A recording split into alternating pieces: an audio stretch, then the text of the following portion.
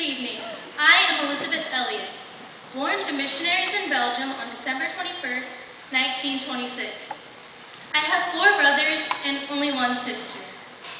My family moved back to America shortly after I was born. I graduated from Wheaton College, where I met Jim Elliot. I saw him as someone who loved to sing hymns, play sports, read poetry, and was very passionate about his love of the Lord. Initially, we were both called to the mission field, but as separate single adults. We went our separate ways for 4 years, seeking God's will, but kept in touch through letters. As God would have it, we were both called to Ecuador. And to make the story short, we got married in 1953.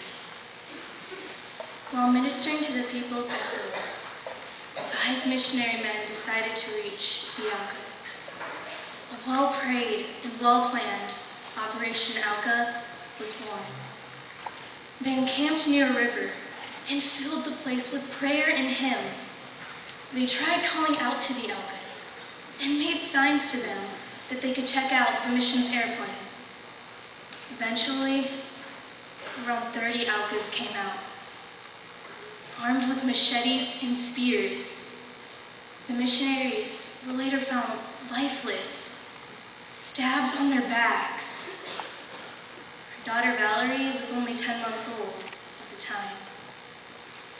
I felt God led me to translate the Bible in Quechua, a local language in Ecuador. While there, the men who killed my husband sent one of their women to meet me. They later confessed that they killed them because they were afraid that the missionaries are out to kill the Aucas. By God's grace, Valerie and I actually lived in their village for 2 years.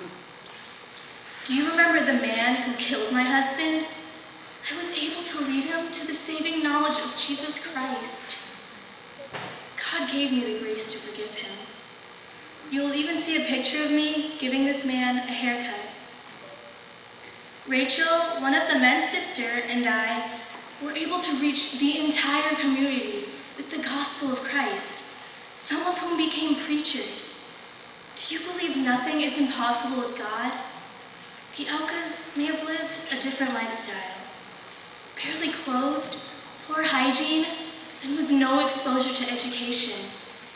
They have separated themselves deep in the forest and never lived on the outside since their ancestors brought them there many years ago.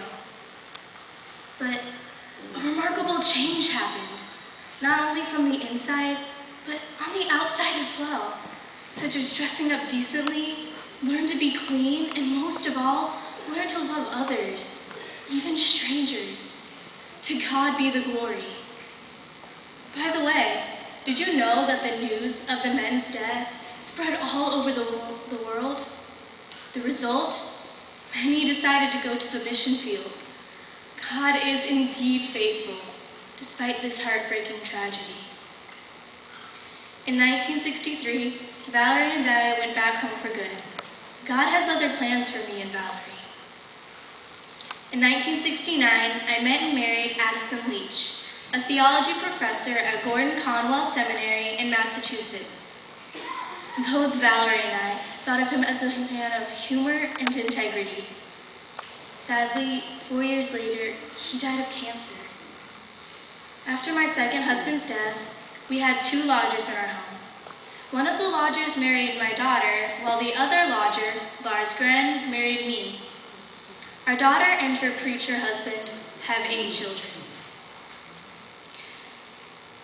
With Lars Gren constantly on my side, as well as the Lord's guidance and help, I penned over 20 books, produced years of radio broadcasts, and had speaking engagements all over the United States, finally retiring in my early 80s.